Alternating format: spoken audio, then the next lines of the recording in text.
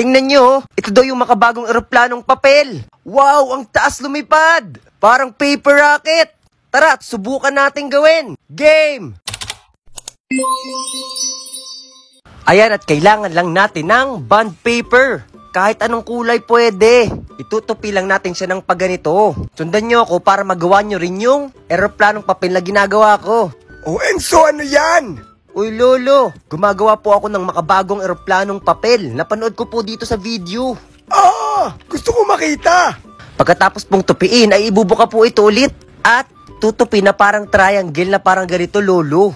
Di ba ganyan din naman gumawa ng eroplanong papel? Naku, Lolo, maniwala ka, kakaiba po itong eroplanong papel. Pagkatapos pong magtupi na parang triangle, ay ibabaliktad po yung pinakapapel, Lolo.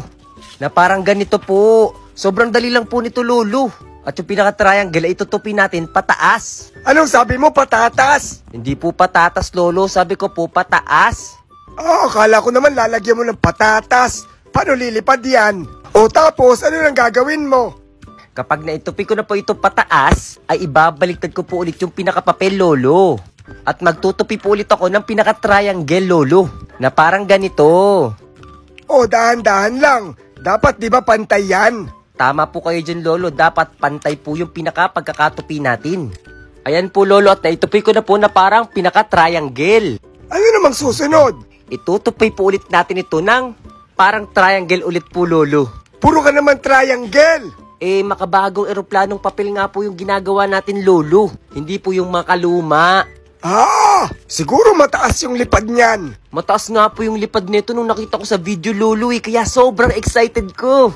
Ayan po, Lolo, parang triangle na siya at mukhang rocket na. Ang galing. O tapos, ano nang gagawin dyan? Ibabaliktad po natin yung papel at nakikita nyo po yung parang pinakatusok ng papel na yan, Lolo. Tutupiin pa po natin yan papasok. Para walang sagaba, Lolo, pag pinalipad natin mamaya. Na parang ganyan? Opo, Lolo, na parang ganito po. At syempre, dahan-dahan lang, baka mapunit yung papel na ginagawa natin. Ngayon naman, Lolo, kapag natupi na po natin, ay itutupi po natin dahan-dahan ng pagganito. Medyo mahigpit lang po yung pagkakatupi nito dahil masyado nang makapal yung papel. At kapag binuka natin ay... Charan!